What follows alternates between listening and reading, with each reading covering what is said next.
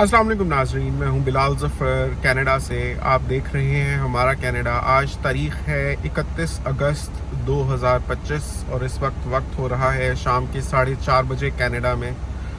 पाकिस्तान में इस वक्त 1 सितंबर हो गई होगी और वक्त हो रहा होगा रात के 2:30 बजे।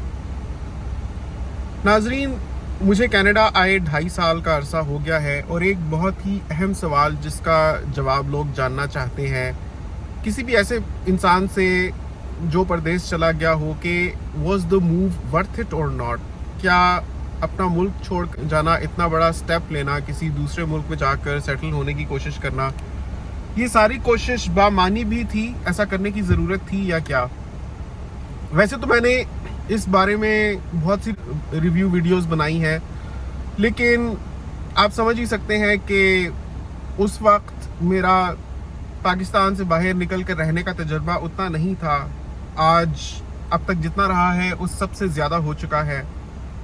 गुज़रते वक्त के साथ जैसे जैसे मैं मज़ीद वीडियोस बनाऊंगा मेरा तजर्बा और ज़्यादा बढ़ता जाएगा।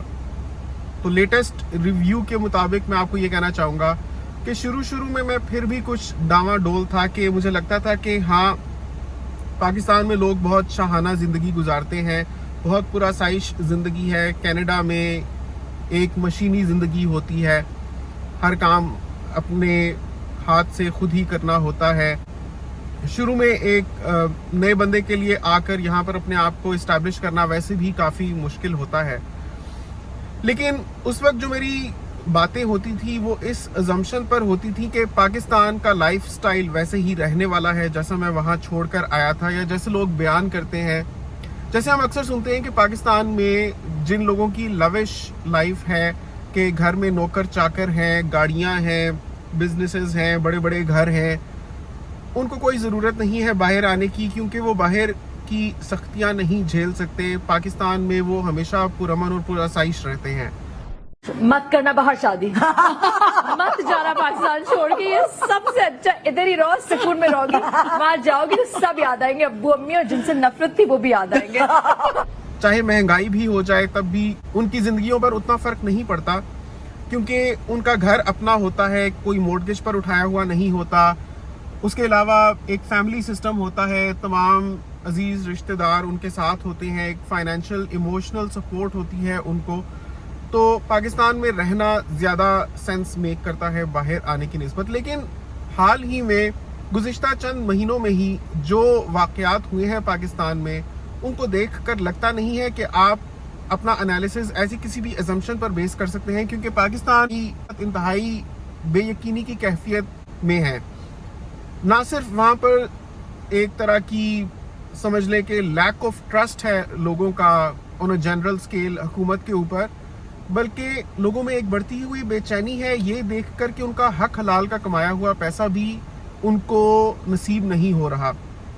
जैसा कि आप जानते ही हैं कि कितनी ज़्यादा सोसाइटीज़ इलीगल डिक्लेयर कर दी गई हैं। लोगों ने अपने हक हलाल के पैसों से वहाँ पर प्लॉट्स लिए थे, वहाँ पर घर तामीर किए थे और सोचा था कि अब सारी उम्र के लिए एक मस्कन बन गया है जहाँ वो सुकून से रह सकेंगे। एक घर तो बन गया है, अब वो अपनी पर्सनल और प्रोफेशनल ग्रोथ पर तवज्जो दे सकते हैं। उनको क्या पता था कि कुछ अरसे बाद अखबारों में आ जाएगा कि ये सारी सोसाइटीज़ इलीगल हैं।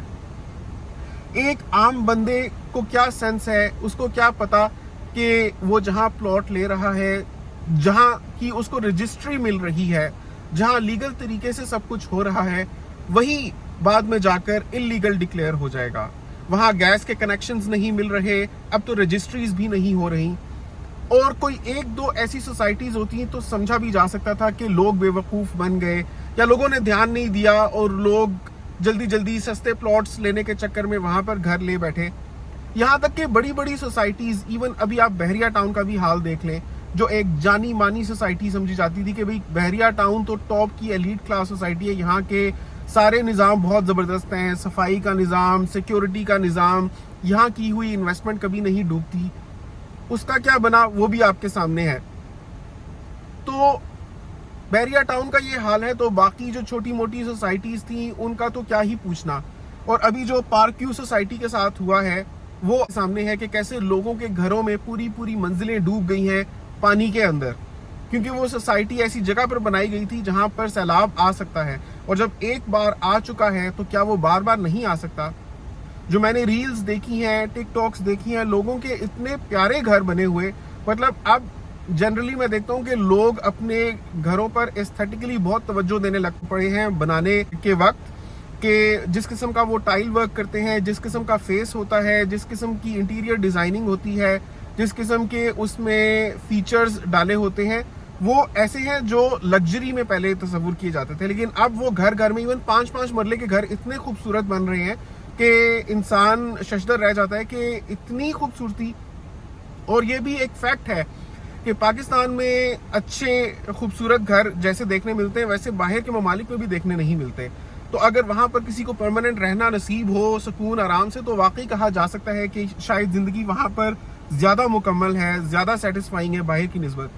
लेकिन क्या होता है कि इंसान घर बनाकर बैठता है, उसके बाद पता चलता है कि जहाँ उसने घर बनाया वो जगह ही इल्लीगल थी, या जहाँ उसने घर बनाया वहाँ सैलाब आ गया। अब जब एक बार सैलाब आया है, जैसे तैसे करके वो पानी निकलेगा, तो सोचें कि कितने ही घरों में बेसमेंट्स भी बनी हुई हैं। चले मान लिया ग्राउंड फ्लोर तक तो पानी खुद से बह जाएगा, बेसमेंट से पानी कैसे निकलेगा? पूरे फ्लोर की जो बेसमेंट है उसमें से कैसे लोग बाल्टियां भर भर के पानी बाहर निकालेंगे, या लोग बड़े बड़े पंप लगाकर बाहर पानी निकालेंगे? फिर वो पानी इतना हैवी है कि वो कीचड़ ज़्यादा पानी है, कितना मुश्किल है उस पानी को बाहर निकालना, कितना वक्त, कितनी मेहनत, कितना पैसा लगेगा उस कीचड़ वाले पानी को बाहर निकालने में। और जब एक दफ़ा निकल भी जाएगा उसके बाद भी घर के अंदर कितनी मट्टी बन जाएगी जो सालों शायद लग जाए तब भी वो निकल ना पाए। क्योंकि अगर आप किसी ऐसी जगह घर लेते हैं जहां बाहर एक गली होती है जहां बच्चे क्रिकेट खेल रहे होते हैं, वहां भी गाड़ियां इतनी तेजी से गुजरती हैं कि मट्टी इतनी होती है कि आप खिड़कियां बंद भी रखें तब भी घर के अंदर हर वक्त डस्टिंग करनी पड़ती है।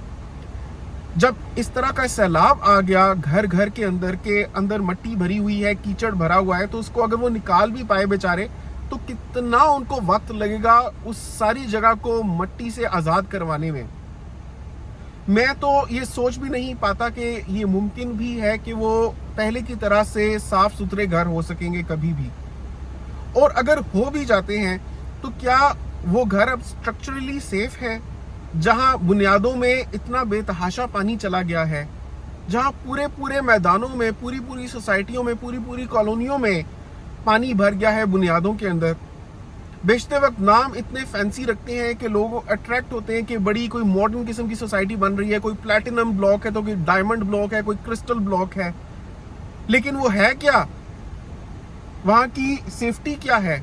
किसी भी वक्त सैलाब की जद में आ सकता है। एक बार सैलाब की जद में आया तो क्या कह सकते हैं आप कि अगले साल नहीं आएगा? क्या पाकिस्तान के पास वो रिसोर्सेज हैं कि उतने डैम्स बना ले कि नेक्स्ट टाइम अगर इस तरह की भी कुदरती आफात आती हैं तो लोगों के साथ वही नहीं होगा जो इस बार हुआ? तो ये सारी चीजें देखते हुए मुझे लगता है कि it makes complete sense for anybody to try to move out of Pakistan. मेरा ये वीडियो बनाने का हरगिज ये मतलब नहीं है, मकसद नहीं है कि जो लोग नहीं आ सकते मुल्क से बाहर वो परेशान हो जाएं। लेकिन मैं समझता हूँ कि जिनके पास रिसोर्सेज हैं उनको ज़रूर कोशिश करनी चाहिए।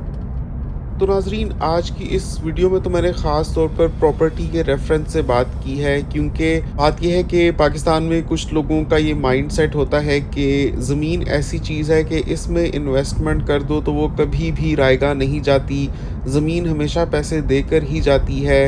आज आप जिस कीमत पर प्लॉट या घर ख़रीद रहे हैं, गुज़रते वक्त के साथ उसकी वैल्यू बढ़ती जाएगी और आपको मुनाफा ही देकर जाएगी। ज़मीन कभी किसी को नुकसान देकर नहीं जाती। तो मैंने जितना भी मुशाहिदा किया है, आम तौर पर मैंने देखा है कि अक्सर ही लोग इस ज़मीन के डसे हुए हैं। जिन्होंने भी ज़मीन में इन्वेस्टमेंट की है ना पाकिस्तान में, तो कोई ना कोई लोचा बाद में उनका निकल आया है।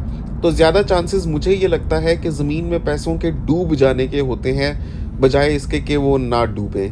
और ये तो मैंने उन प्रिविलेज्ड लोगों की बात बताई है जिनके पास इतना सरमाया इकट्ठा हो जाता है खुशकिस्मती से कि वो कोई प्लॉट ख़रीद सकें या घर ख़रीद सकें, वरना एक आम बंदे की तो दस्तरस से ही बाहर है ये चीज़ें। उस बेचारे की तो 45, 50, 60, 70 हज़ार की नौकरी में दिहाइयाँ गुजर जाती हैं और वो बस बुनियादी बिजली, पानी, गैस और बच्चों की फ़ीस ही पूरी करते हुए गुजर जाता है और कुछ भी नहीं बन पाता।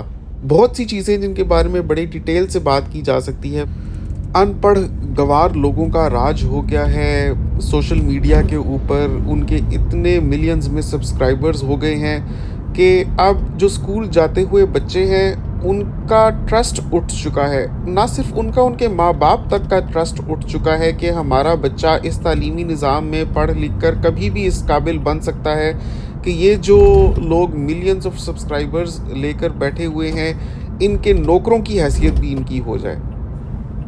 बचपन में सुनते थे कि बड़े बच्चों को बोलते थे अच्छा अच्छा पढ़ो बेटा ताकि बड़े आदमी बन सको। मैं कहता हूँ पाकिस्तान में तो अल्लाह बड़ा आदमी बनने से बचाए, क्योंकि एक बार इंसान अगर बड़ा आदमी बन जाए तो उसके ऊपर जितना उससे बड़े मगरमच्छों का प्रेशर होता है, वो बड़ा आदमी अगर हक की राह पर चले तो उसके रास्ते में इतने कांटे हैं और इतनी रुकावटें बिछाई जाती हैं कि वो 2 कदम भी नहीं चल सकता। और अगर सबके बातों में आकर निज़ाम का हिस्सा बन जाए तो बस खाएगा रिश्वत और गुनाहों में हिस्सादार बनेगा।